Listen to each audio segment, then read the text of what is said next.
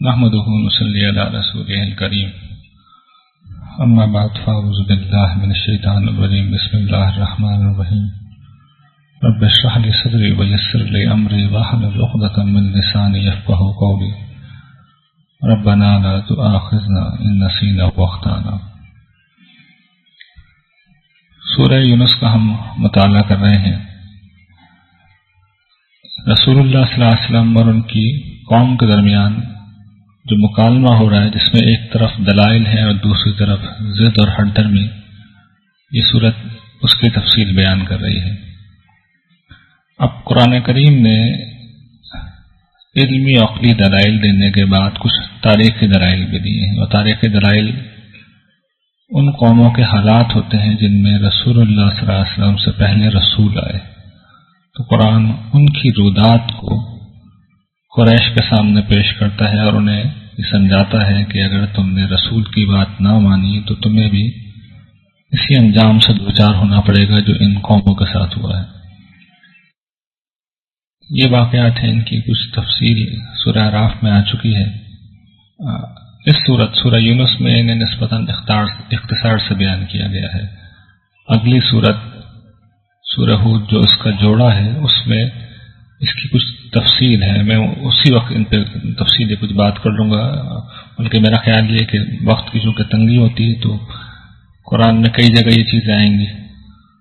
تو جیسے جیسے یہ چیزیں آئیں گی، جیسے جیسے یہ واقعات آئیں گے، تو جس جگہ پہ جو واقعات تفصیل سے آ رہا ہوگا اس کو میں بیان کر دوں گا۔ آج میرا خیال یہ ہے کہ حضرت نوح کی قوم کا واقعہ جو سورہ ہود میں ہے وہ نسبتاً بہت تفصیل کے ساتھ ہے، تو جب وہ آئے گا تو وہاں پہ میں اس کی تفصیل کر دوں گا۔ یہاں پہ بھی آغاز جو ہوا ہے وہ حضرت نوح ہی سے ہوا ہے، اور اس میں بھی بات وہی بیان کی جا رہی ہے۔ اس وقت میں صرف اختصار سے بیان کر رہا ہوں۔ قرآن یہ کہتا ہے کہ نوح کی دعوت کو انہوں نے، اس کی قوم نے جھٹلا دیا، تو ہم نے ان کو نجات دی، اور نوح کے پیروکاروں میں سے جو لوگ ان کے ساتھ تھے ان کو ایک کشتی پر نجات دی، ان کو زمین کا اقتدار دے دیا، اور جو لوگ جھٹلانے والے تھے ان کو ہم نے ڈبو دیا۔ اور دیکھ لو تم کہ جن لوگوں کو ڈرایا گیا تھا ان کا انجام کیا ہوا۔ پھر اس کے بعد قرآن نے کئی قوموں کا ذکر اختصار کے ساتھ کیا ہے، اور پھر حضرت موسیٰ کی قوم کا ذکر کیا ہے کہ موسیٰ اور ہارون کو فرعون اور اس کے سرداروں کی طرف ہم نے بھیجا، اور اس واقعے کو تفصیل سے قرآن نے بیان کیا۔ اور اس کے بعد آخر میں اللہ تعالیٰ یہ بیان کرتے ہیں کہ ہم نے بنی اسرائیل کو سمندر پار اتار دیا۔ آپ جانتے ہیں کہ حضرت موسیٰ ان میں دعوت کا کام کرتے رہے، سمجھاتے رہے، اور پھر آخر میں جب انہیں ہجرت کا حکم ہوا تو وہ اپنی قوم کو لے کر نکلے، سامنے سمندر آ گیا، انہوں نے عصا مارا، سمندر پھٹ گیا، وہ اپنی قوم کو لے کر عبور کر گئے اس سمندر کو، خشکی کے جو راستہ بن گیا تھا۔ تو قرآن یہ کہتا ہے کہ اس کے بعد فرعون نے بھی اپنے لشکریوں سمیت ظلم و زیادتی کے ارادے سے ان کے پیچھے آنے کی کوشش کی۔ اللہ تعالیٰ کا حکم ہوا اور سمندر دوبارہ مل گیا، تو پھر فرعون ڈوبنے لگا۔ جب وہ ڈوبنے لگا تو اس وقت اس نے کہا کہ میں ایمان لے آیا ہوں اس بات پہ کہ اللہ کے سوا کوئی معبود نہیں۔ یہ وہ فرعون تھا جس کا دعویٰ تھا کہ انا ربکم الاعلی، میں تم سب کا معبود ہوں۔ میں اس پہ ایمان لے آیا جس کے سوا کوئی معبود نہیں، جس ہستی پہ بنی اسرائیل ایمان لائے ہیں، اور میں سب سے بڑھ کر اطاعت کرنے والا ہوں۔ یہ ہے انسان۔ تو اللہ تعالیٰ اس پہ تبصرہ کرتے ہیں کہ اب ایمان لایا تو، اس سے پہلے تو نافرمان تھا اور فسادیوں میں سے تھا۔ تو دیکھ آج ہم کیا کریں گے، آج ہم تجھے موت دے کے تیرے جسم کو بچا لیں گے۔ کیوں بچا لیں گے؟ تاکہ تو آنے والے لوگوں کے لیے ایک نشانی بن جائے۔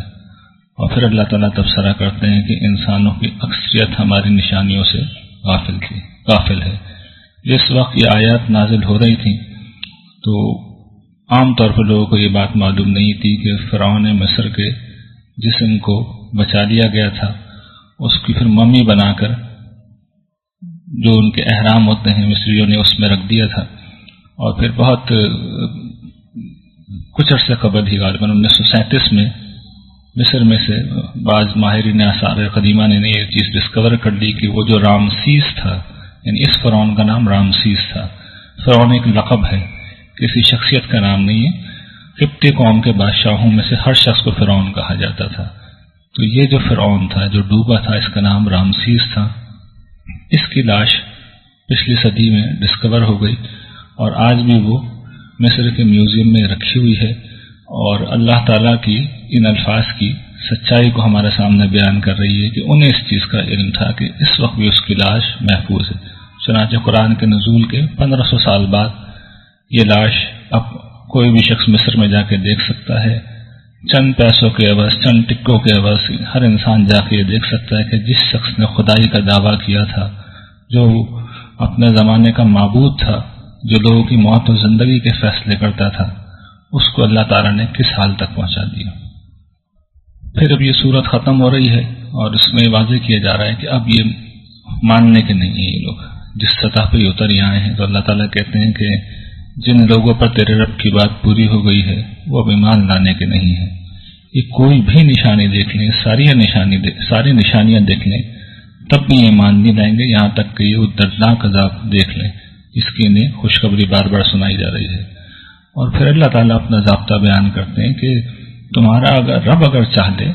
پھر تو زمین میں جو لوگ بھی ہیں سب کے سب ایمان لے آئیں گے۔ یعنی اللہ تعالیٰ کی اگر اسکیم میں اگر یہ طے ہو جائے کہ کوئی شخص کافر رہے گا نہیں، تو کس کی مجال ہے کہ کوئی کافر رہ سکے؟ لیکن اللہ تعالیٰ نے آزادی دی ہے کہ لوگ بائی چوائس مومن ہوں اور بائی چوائس کافر ہوں۔ تو حضور کو اللہ تعالیٰ تسلی دے رہے ہیں کہ آپ ان کے پیچھے پریشان نہ ہوں کہ آپ لوگوں کو مجبور کر دیں گے کہ وہ ایمان لے آئیں۔ یہ دل کا سودا ہے، یہ پسند کا سودا ہے، اس میں جبر نہیں ہوتا۔ پھر کفار سے مخاطب ہو کے کہا جا رہا ہے کہ یہ کس چیز کا انتظار کر رہے ہیں؟ ویسے ایام کا انتظار کر رہے ہیں جو اس سے پہلے دوسری قوموں پہ گزرے، عذاب کے دن مراد یہ ہے۔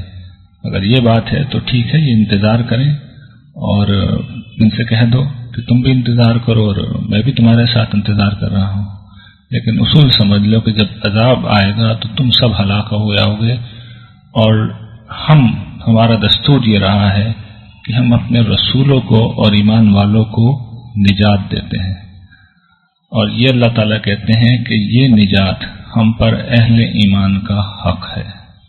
یہ الفاظ دیکھنے اللہ تعالیٰ وعدہ کر رہے ہیں، کہہ رہے ہیں ہم پہ حق ہے، اور یہ سنت نہ اس سے پہلے کبھی تبدیل ہوئی، اور آپ نے پچھلے دنوں میں یہ دیکھ لیا کہ جنگ بدر کے موقع پہ اور جنگ سورہ توبہ کے اندر ہم نے دیکھ لیا کہ اللہ تعالیٰ نے کس طریقے سے صحابہ کرام کو بچایا،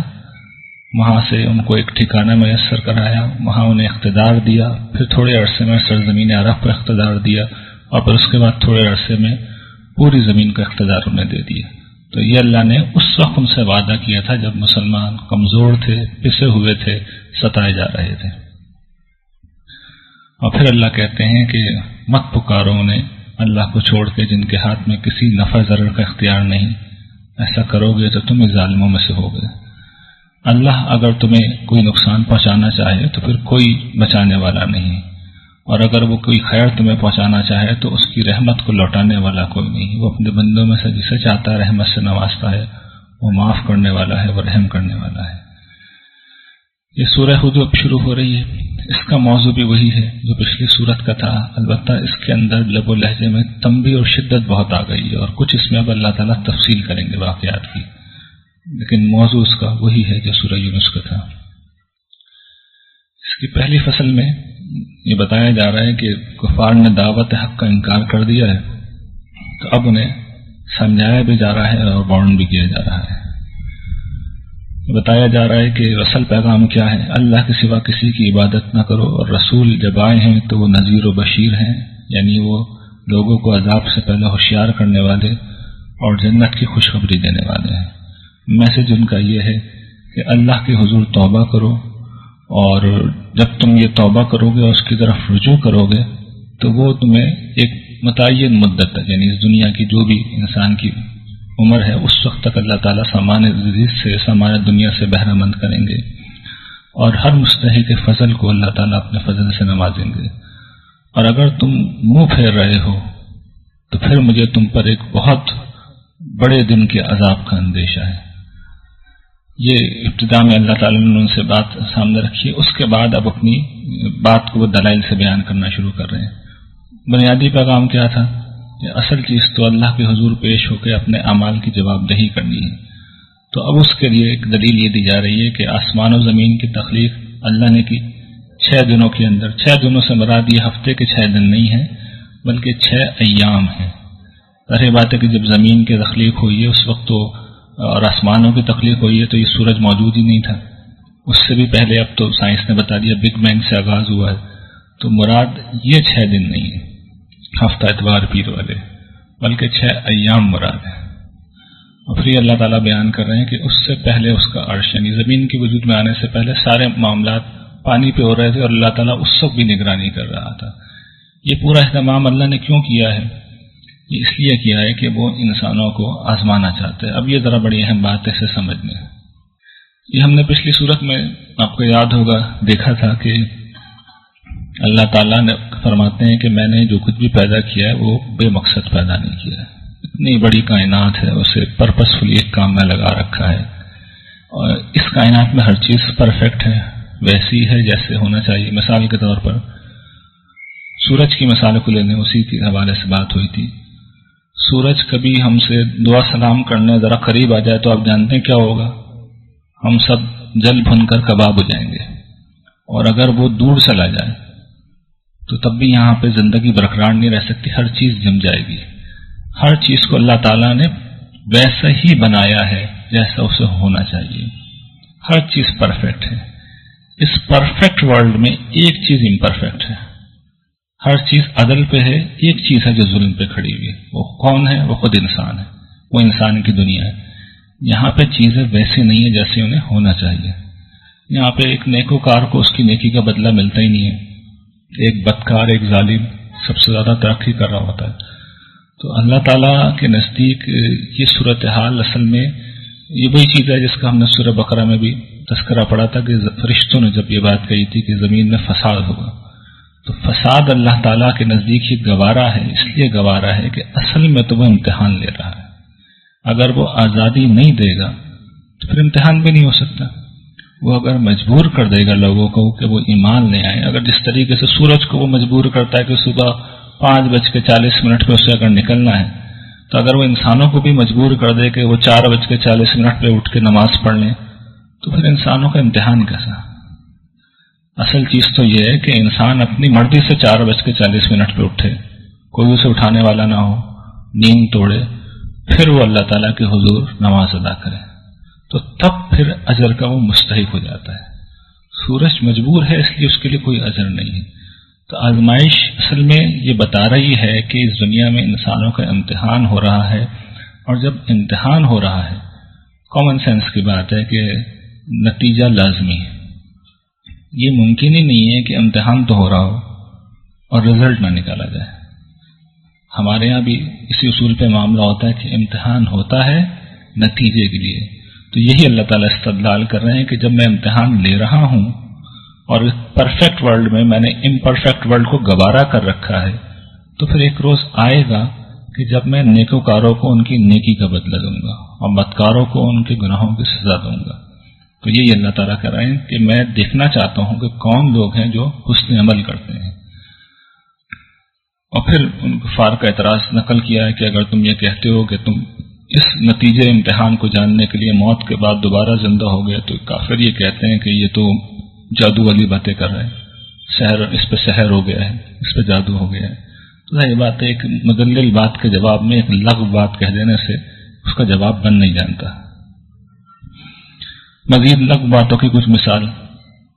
تمہارے اوپر خزانہ کیوں نہیں اترتا؟ رسالت کا دعویٰ کر رہے ہو نا، تو تم پہ خزانہ اترنا چاہیے، یا تمہارے ساتھ فرشتہ آنا چاہیے۔ یہ بےہودہ باتیں، یا یہ کہ یہ قرآن تم نے خود گھڑ لیا ہے۔ تو اب اللہ تعالیٰ نے اس کا جواب دیا کہ میں نے ان سے کہو کہ اگر گھڑ لیا ہے تو پچھلی صورت میں آپ نے دیکھا تھا وہاں کہا تھا 1 صورت لے ہو، یہاں کا 10 صورتیں بنا کے لے ہو۔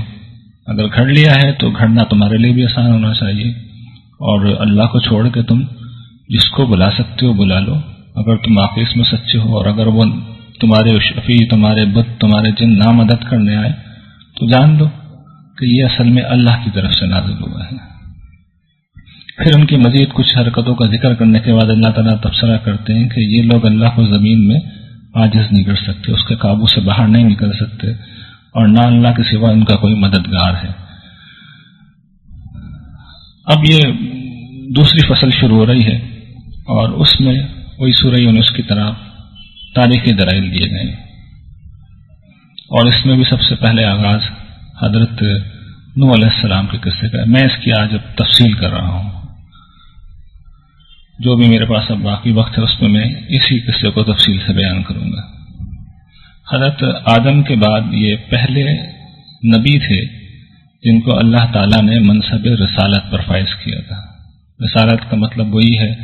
کہ دنیا میں عدالت لگانے آئے تھے۔ نبی تو وہ ہوتا ہے نا جو آ کے اچھی باتیں بتائے،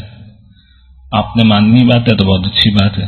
نہیں مانی تو نبی نے کچھ نہیں کرنا، جو ہوگا قیامت کے دن ہوگا۔ تو اس سے لوگوں کو ذرا سرکش ہو جاتے ہیں، لوگ چھوٹ مل جاتی ہے۔ تو اللہ تعالیٰ نے وقفے وقفے سے دنیا میں عدالت بھی لگائی ہے، تو جن لوگوں سے لگائی ہے ان کو وہ اصطلاحاً رسول کہتے ہیں۔ تو پہلے ان میں سے رسول نوح تھے جو حضرت آدم کے بعد آئے، اور عراق میں کسی جگہ پہ ان کی آبادی تھی، اور یہ بہت پرانی بات ہے، پری ہسٹورک واقعہ ہے، یا آج سے ہم نہیں جانتے ہزاروں سال پہلے، 20,000 40,000 سال پہلے کتنا پرانا واقعہ ہے، لیکن یہ کہ بہت پرانی بات ہے۔ تو قرآن یہ کہتا ہے کہ ہم نے نوح کو اس کی قوم کی طرف بھیجا، اس میسج کے ساتھ میں ڈرانے والا ہوں، ہوشیار کرنے والا ہوں، اور یہ میسج تھا کہ اللہ کے سوا کوئی معبود نہیں، اس کی ہی بندگی کرو، اور میں تم پہ ایک بہت بڑے عذاب کا اندیشہ رکھتا ہوں، یعنی اگر نافرمانی کرو گے تو تمہیں میں ایک بہت بڑے دن کے عذاب سے ڈراتا ہوں۔ اب ان کی قوم کے لوگوں نے جواب دیا کہ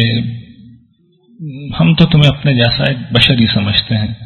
اور ہم یہ دیکھتے ہیں کہ تمہاری جو پیروی کرنے والے لوگ ہیں وہ ہم میں سے جو گھٹیا اور ذلیل لوگ ہیں وہی ہیں، اور یہ بے سوچے سمجھے تمہارے پیچھے لگ گئے ہیں،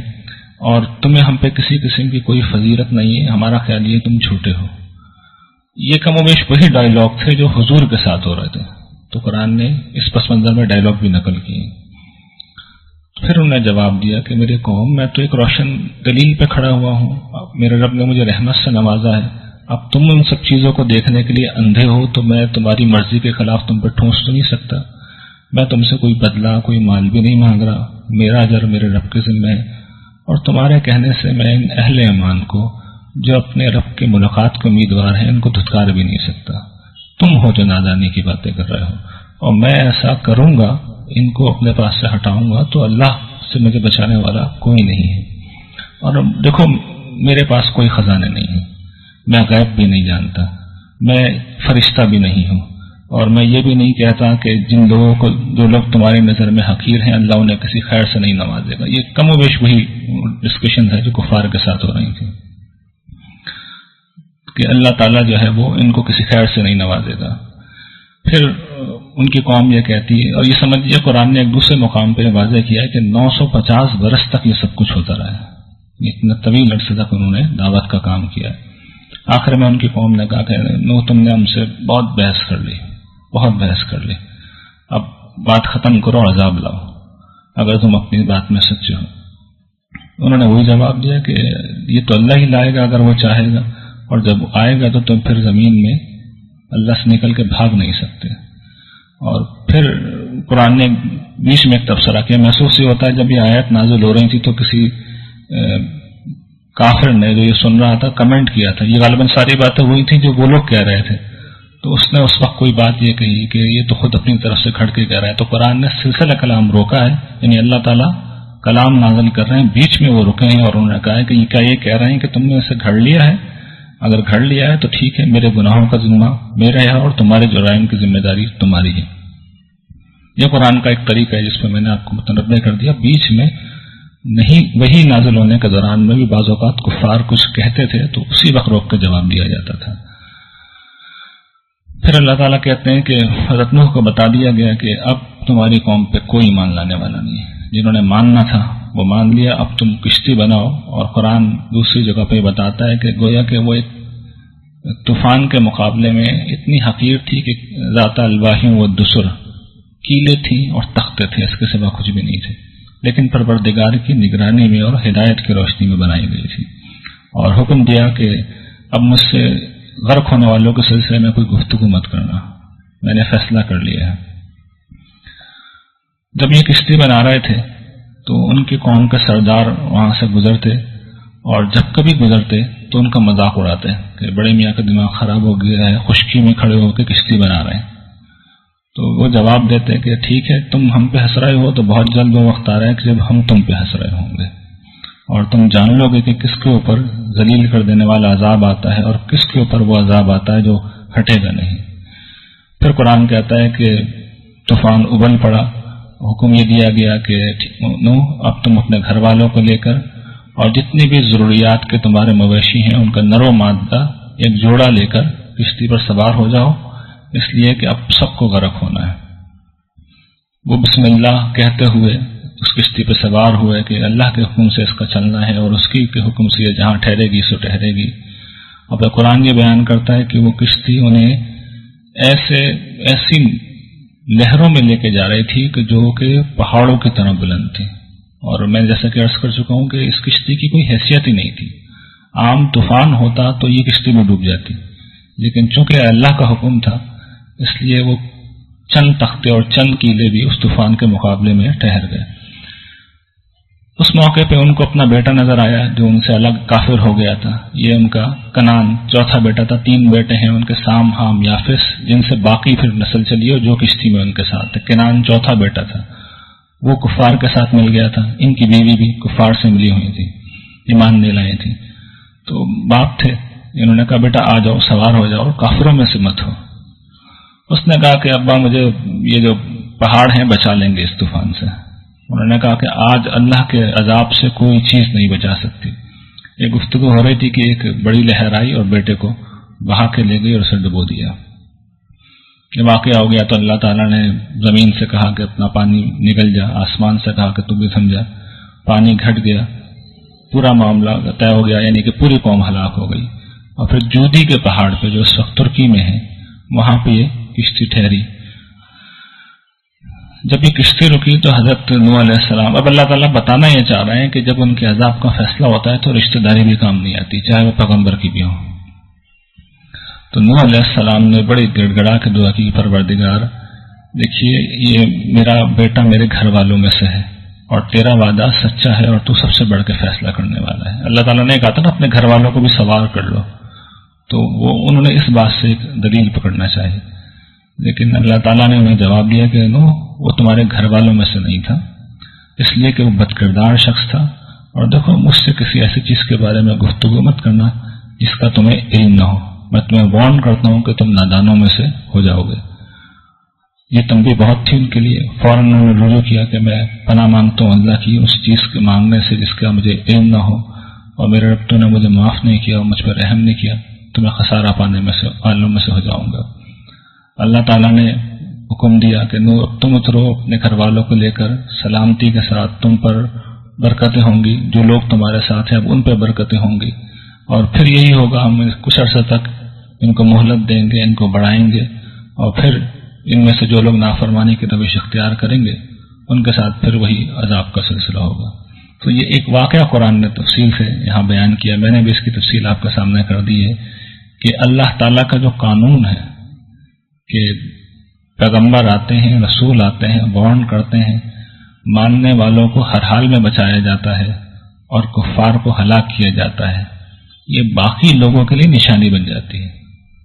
یعنی آخری دفعہ یہ معاملہ رسول اللہ صلی اللہ علیہ وسلم کے ذریعے سے ہوا، تو اب یہ میرے لیے اور آپ کے لیے نشانی ہے کہ جو ضعیف و مسکین و کمزور لوگ تھے، پٹ رہے تھے، وہ قیصر و کسریٰ کے کنگن اور تاج پہننے لگے، اور جو وقت کے فرعون تھے ابو جہل اور ابو لہب وہ بے دردی کے ساتھ ہلاک کر دیے گئے۔ تو یہی کچھ قیامت کے دن ہو جائے گا، جو آج دبے میں ہیں، کمزور ہیں لیکن مومن ہیں، اگر مومن ہیں تو قیامت کے دن زمین کی بادشاہی انہیں دے دی جائے گی۔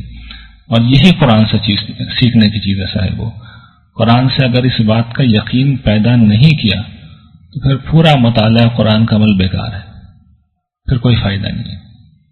یہی کچھ قوم عاد کے ساتھ ہوا، یہی دعوت دی، یہی بات ان سے بھی کہی گئی تھی کہ ایمان لے آؤ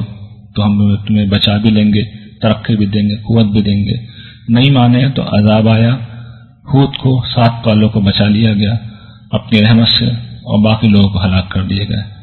یہی سمود کے معاملے میں بھی ہوا جب صالح علیہ السلام کو بھیجا گیا، ٹھیک وہی کہانی ان کے ساتھ بھی دہرائی گئی.